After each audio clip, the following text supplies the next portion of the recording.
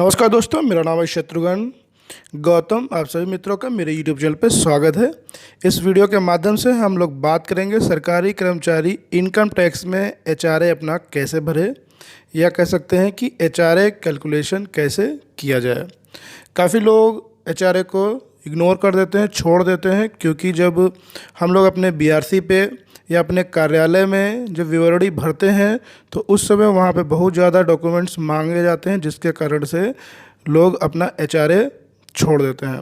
तो यहाँ पे HRA से संबंधित बहुत सारी बातें मैं आप लोगों के साथ शेयर करना चाहूँगा, जिसके बाद इस वीडियो को देखने के बाद आप अपना HRA अपने इनकम टैक्स रिटर्न फाइल में शो कर सकते हैं और जिस पे आसानी से अपना इनकम टैक्स में HRA छूट पा सकते हैं।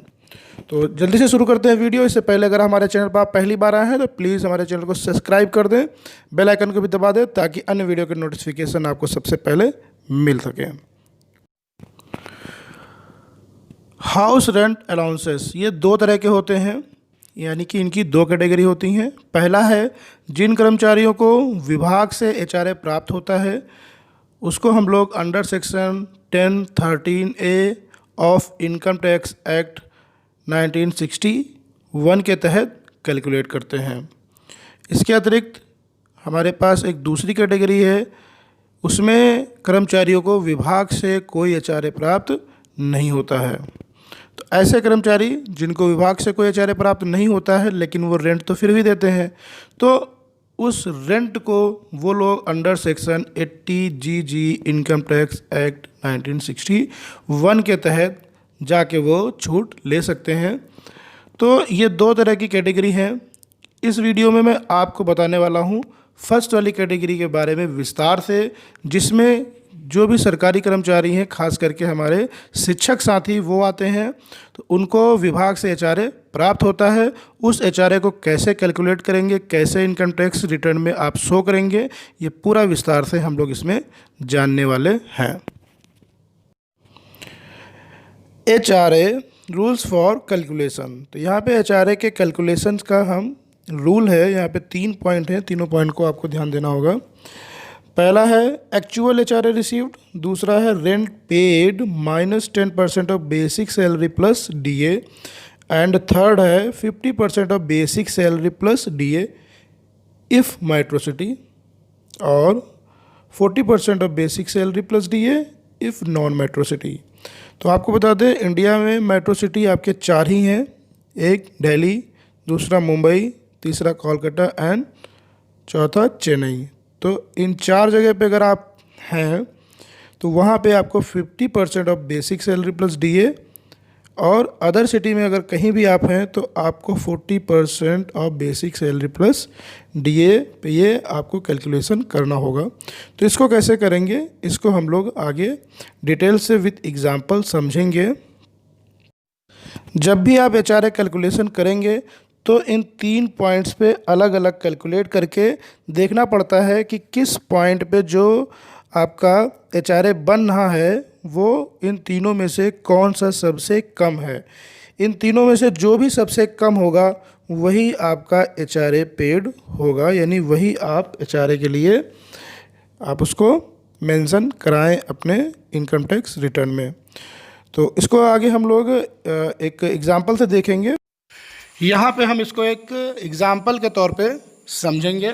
मान लीजिए पहला पॉइंट है HRA रिसीव्ड। तो जो भी आपके डिपार्टमेंट से, विभाग से HRA रिसीव हो रहा है, HRA आपको हर महीने सैलरी में ऐड होके आता है।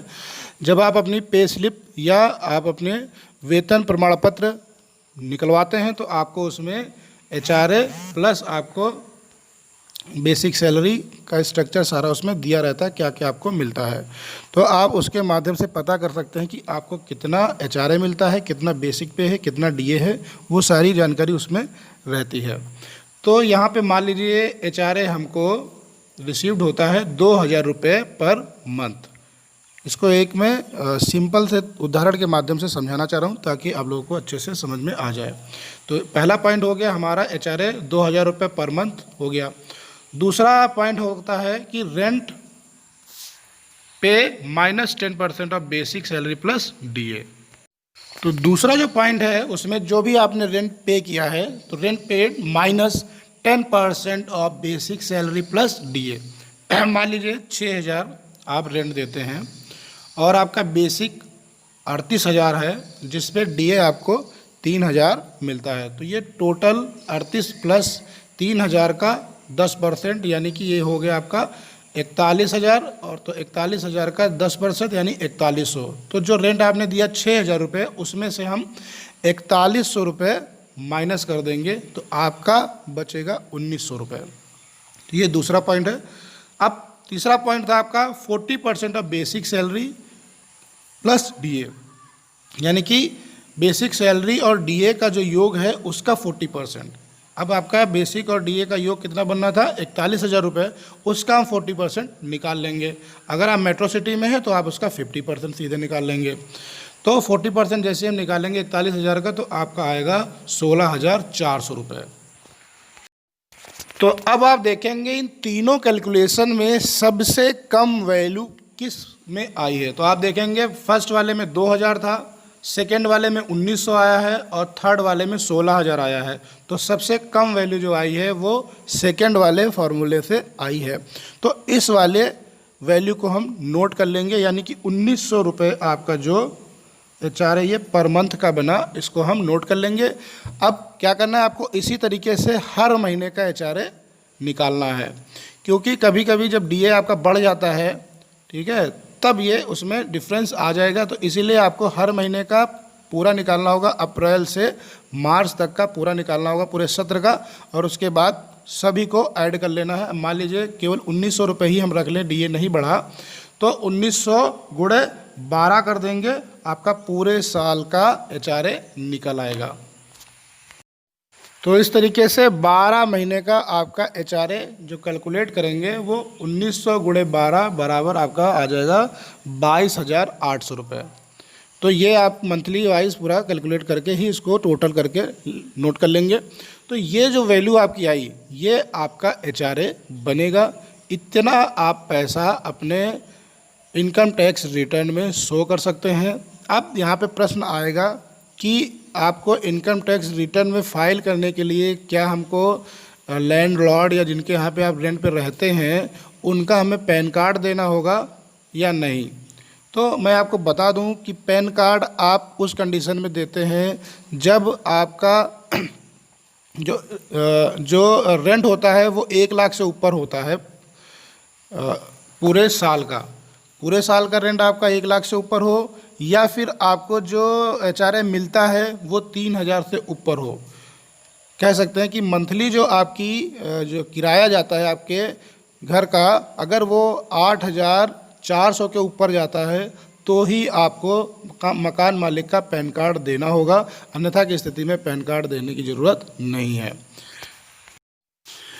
तो वीडियो देखने के लिए धन्यवाद। अगर वीडियो पसंद आए तो प्लीज़ इसको लाइक करें, शेयर करें, हमारे चैनल को सब्सक्राइब करना बिल्कुल मत भूलें, क्योंकि यहाँ पे मिलेगी आपको क्वालिटी वीडियो विश्वास के साथ। जय हिंद, जय भारत।